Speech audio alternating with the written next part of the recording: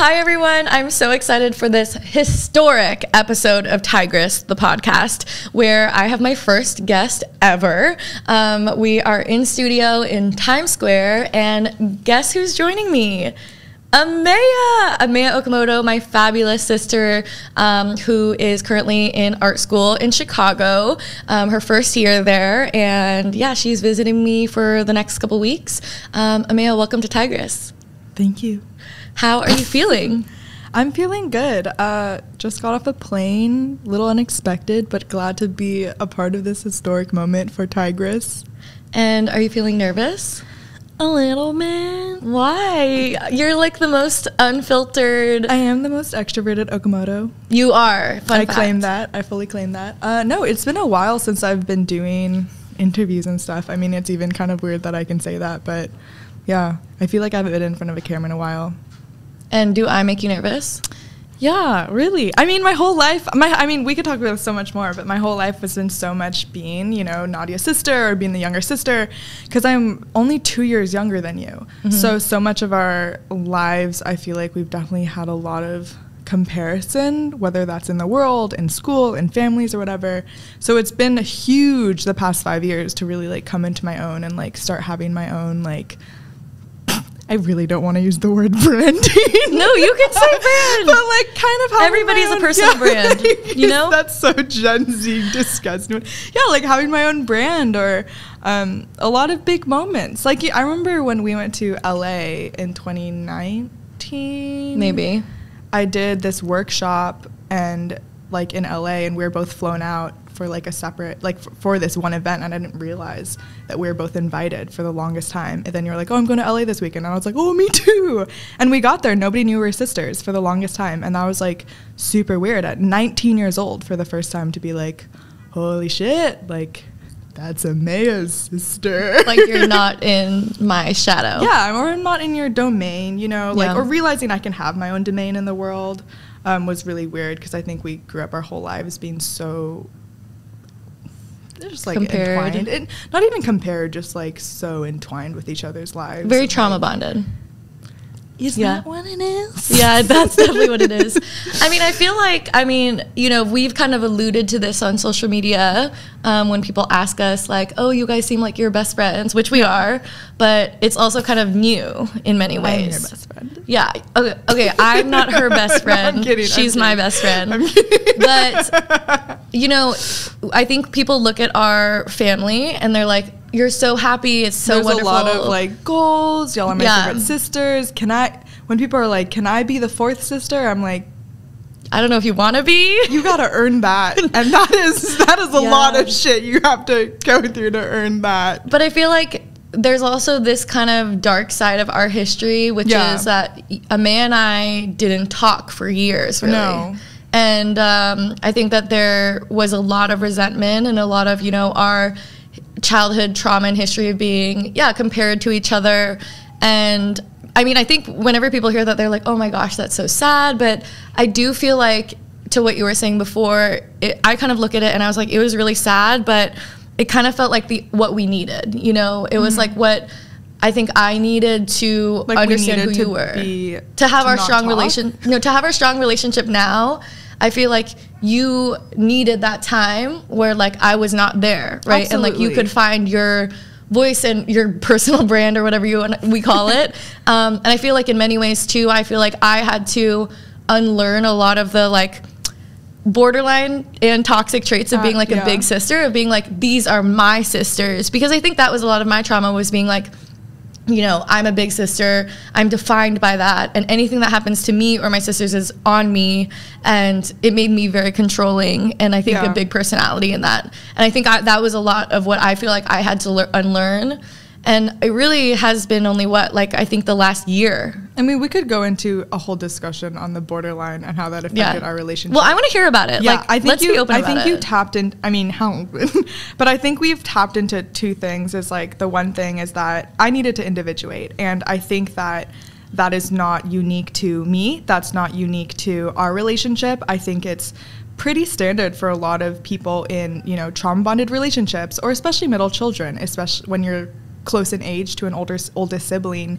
you need time to individuate. And for me, that meant going on my own and taking a big leap of faith and taking a fucking gap year after high school. And just like, not going to the same college, or I refused to apply to Harvard. Like, I refused to apply to Harvard because I was like, my whole life I took the same classes as you. I did everything I could, and it was exhausting. Trying to be Nadya Okamoto is exhausting. Trying to be Ameya Marie is really fun. It's exhausting. So there's the individuation thing that, needs to happen for any kid, but I think especially middle children. But then there's the borderline thing, which, put a really big, border between us for the longest time because, these are things that I had a lot of anger and a lot of honest hatred towards you that was mired with a lot of jealousy and distrust and frustration and just a lot of hurt. A lot. From being, I think, the target of a lot of your borderline tendencies. Yeah. And these are things that I was so frustrated, angry, and upset about until you got that diagnosis. And until I, went out on my own and started just buying Audible books about BPD. Yeah. And during that, it was kind of the year fallout. Me and you didn't, I think, Nadya, you graduated in 2016. Of high school, yeah. We barely talked in high school, even though I took all the same classes as you. Yeah, and oh my God, so much. I could go on so many tangents right now from that.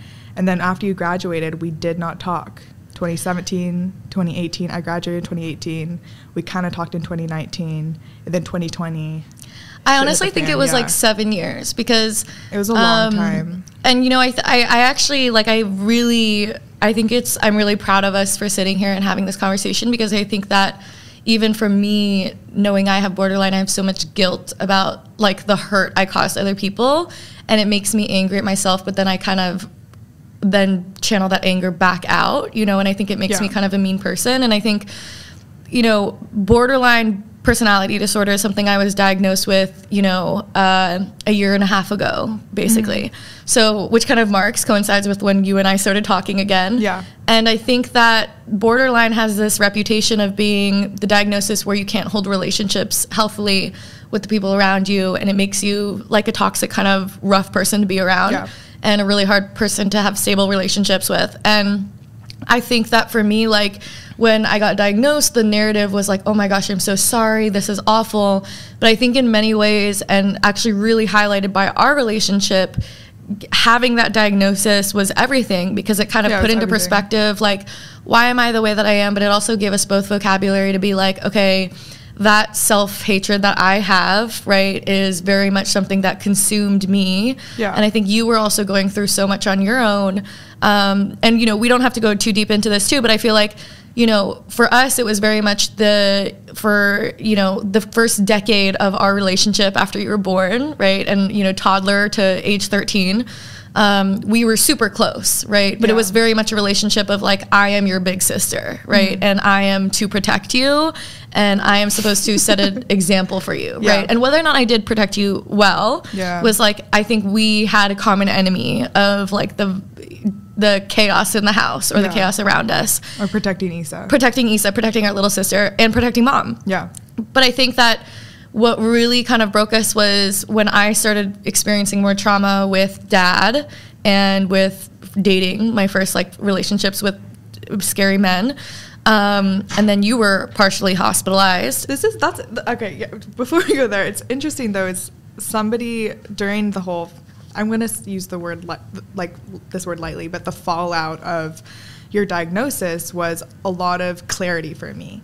And I think that was more clarity for you, obviously having an explanation for why you are the way you are. But I also mirrored a lot of your confusion, right? If I showed you love and I didn't get it in return, or if I showed you attention, I didn't get it in return, if I went out of my way to like try to bond with you, and the ADHD thing too was huge. I had a therapist tell me like trauma and BPD and all these things, they can be explanations. That doesn't mean that they're an excuse, right? Your trauma is never an excuse, but it can be a major explanation. But for me, that explanation led to also me getting to a point where I'm open to forgiveness. Yeah. And I'm open to forgiving you for a lot of, you know, the things that happened between us, or the silence that also occurred that was extremely confusing for me. And I feel like was one of the most harmful things. Probably, yeah, definitely the most harmful. And, you know, even the situation with our biological father, right? I felt very alone in a lot of what we went through for a really long time. And I didn't have anyone to talk to. And there were many years where, you know, I think you went and dove into your own relationships, and then it was just me and Issa kind of figuring it out. And that also was really confusing for me. And I definitely had a lot of anger that I never processed and I never got to talk to you about, because you never felt open to talking about it. And after... Well, yeah, I think I had that, like, adolescent period of anything that was mentioned about trauma, I was like, we're not talking about this. That's where BPD comes in, is listening to books about it and realizing that, you know, untreated, undiagnosed, unmedicated BPD, the way that it, I mean, you can talk about this more, but the way that it expresses is a lot of, you know, diving into other relationships and prioritizing romantic relationships over any other relationships.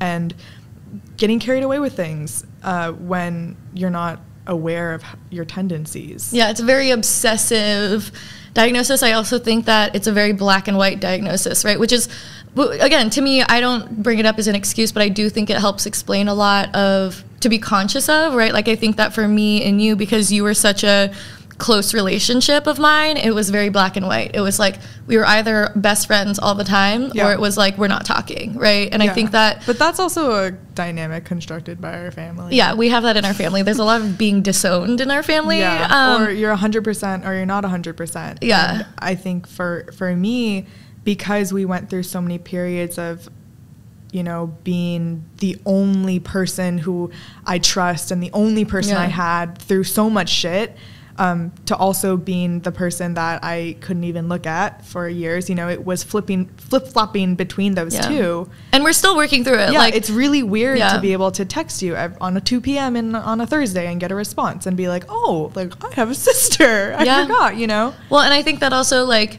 I think I think it was a very much a two-way street too, where I was like, you obviously had so much of that hurt. And I think also, like, the big sister dynamic of I graduated and fucking left. I did not look back for a while. The fuck out. I dipped. I was like, my mom and I were not getting along, and I was like, I am fucking leaving and I'm not coming back. And I think the things you and Issa were the people that I left behind. Yeah. Which is really sad. And I think that it's also I think the year that you left was chaos and traumatic for not only our family and a lot of our mental health, my mental health, but also the world, right? Like, that's like Trump election, yeah. Well, and also to put things in perspective, it was like 1 year where Trump was elected, but in our own family, like, everything, our dad, like, Child Protective Services, one week.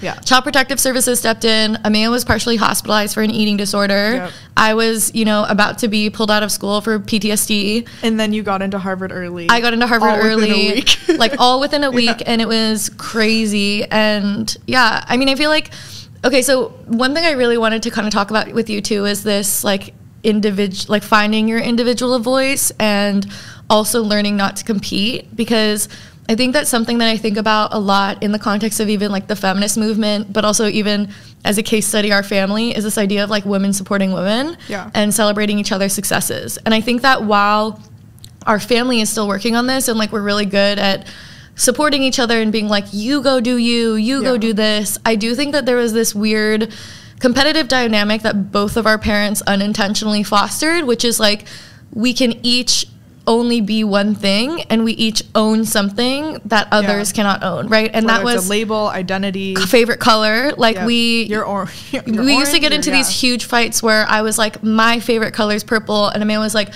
mine is orange. And there are moments now when you are a polar bear, I'm a penguin, Issa is a rabbit or a cow. You know, like, there were weird things where we could each only be one thing, and there was, you are beautiful, you are sexy, you're smart, you're smart, I was hot and beautiful. I was hot and gorgeous. Beautiful. You were beautiful and cute and smart, which is why I overcompensated on trying to be as nerdy as possible. And Issa was, like, funny, you know? And I think that, you know, I remember having like an absolute breakdown once when I was playing. Very still attached to these labels. We are very attached to it. Like, I was playing piano and I really wanted to play guitar, but then I was told I couldn't play guitar because you were playing guitar. Yeah. And I had this You're whole the breakdown. dancer, though.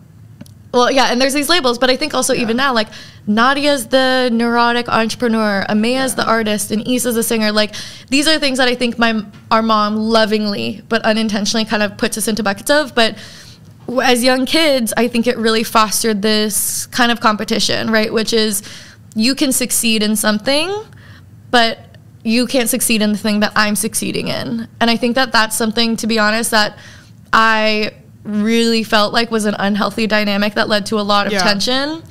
And I think it's also something that I've been thinking about in the context of like larger circles of women and feminist movements, because I see that a lot with other female friends, right? Which is like, you can go do you, but only if you're succeeding in things that I don't really give a shit about. But like, I'm gonna be the top of my game in my game. And that's honestly one of the hardest things that I've had to work through in order to get to a healthier dynamic of working with women.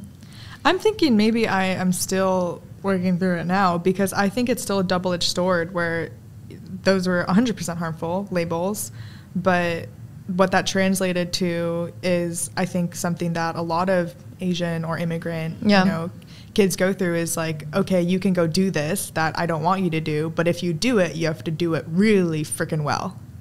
And that pushed us to do really, really well in a lot of, you know, the one thing that we were pushing towards, if that makes sense. No, so it does. I mean, kind of double-edged sword, because as much as I look back and my mostly white ex-boyfriends are like, this, your family's toxic. Like, all my boyfriends are like, your family's toxic, wild. Like, but you were all abused. Like, it's like, yeah, but look at where we got. And it's hard to be mad at my mom, and when therapists have suggested to me that, you know, I need to go work through my childhood trauma of being pigeonholed and being forced to perform really well, I'm like, okay, but let's step back and remember where we were at the times of where my mom, our mom was like, you have to go do this really well and you have to go win these competitions or whatnot. It's like, well, that's because she had a lot of fear, which again, very immigrant fear, right? About making money, or how do you build a name for yourself when you are one of the handful of POCs at your majority white school in the whitest major city in America, right? Like, how do you make a name for yourself if you're not going all the way? You know, no, I totally agree, but I think, I'm not saying it's not valid. I'm saying I think it was the pressure to not just succeed, but to exceed and be exceptional was so intense, and it made us. I wish it was presented as an option and not a necessity. But it wasn't even a necessity. If you like it, you could go all the way, or you can dabble with a bunch of different things. Like, no, it was very much I think to encapsulate it really was like, I think growing up with the environment that we grew up in, it was very much like, if you're gonna be passionate about something, and that's what you're gonna do. At age 16, you have to tell me your strategic plan of where you're going to end up to be number one in that area. I wish that Issa was here to talk about this, actually, because me and her were talking about this a little bit ago. And I was, being like, I hate the way we grew up. Like, why didn't we have freedom? So much expectation. And Issa was like, Ameya, we're Asian. And I was like, so? And she was like, Ameya, like, let's, my little sister lecturing me about the model minority myth, right? Yeah. Like, when you are Asian and you have these high expectations of performance pressed on you, and it's like math. Like, I knew I wasn't, like, great at math, but I worked my ass off to, like, get to the highest math level, even though I didn't give a shit, because if I didn't perform at that high level, which is already the expectation, then I was a disappointment.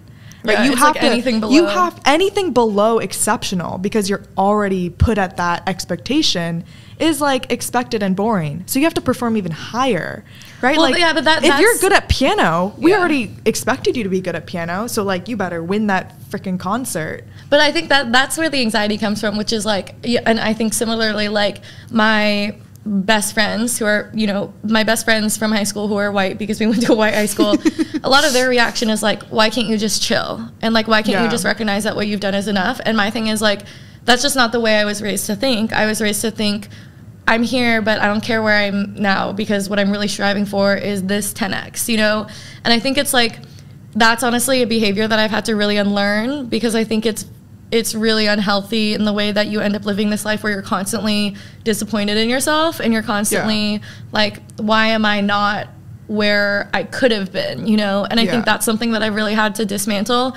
And I honestly think that that's something that's really helped my how I am as a big sister, right? Because I think that there was a period of time where it wasn't just mom being the tiger mom, it was me. And I was very much a tiger mom around grades with you and Issa. Or else. Yeah, and a lot of that was because like me or else. Mom was very much like, I think she was like, I'm not going to be a tiger mom about that. I'm going to be a tiger mom about art. And so Nadya stepped in and was like, let's do math homework, you know? At least with Issa more so. And I don't remember that. Yeah, and I think that for me, like, that kind of obsession with exceptionalism is something that I really had to unlearn.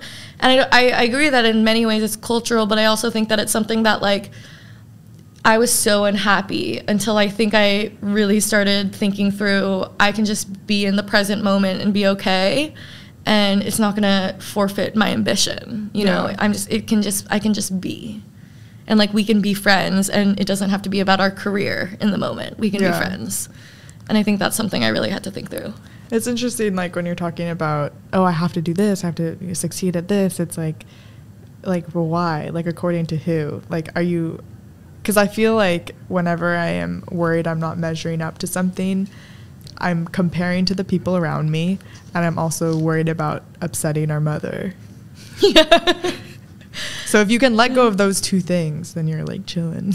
Yeah. But the coded motivations there are being better than your peers and being terrified of our mother. Yeah, which I think in many ways is a cultural thing. Like, I think it's something a lot of other Asian American people can relate to, is that growing up with pretty intense discipline and expectations. Even when they tell you they're not tiger mothers. Yeah. Our mom swears that she's not a tiger mom. Like, but swears. She swears she's not a tiger mom. Yeah. But it's because she is not a stereotypical tiger mom in the way that her mom was. But she's a tiger mom in the sense... You better win this competition, man. She's not a tiger mom when it comes to grades, like straight A's. Yeah. She's more of a tiger mom around, like, career, like, like who you are. I think it was more intense when we were, let's roll it back. I think it was more intense when she knew that we were, like, the ones that were gonna, like, pull ourselves out of our situation.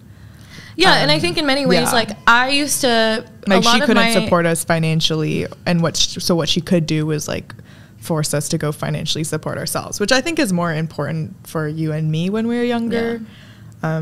Because she wasn't making money at that time. So, like, I started babysitting when I was, like, 12, 13.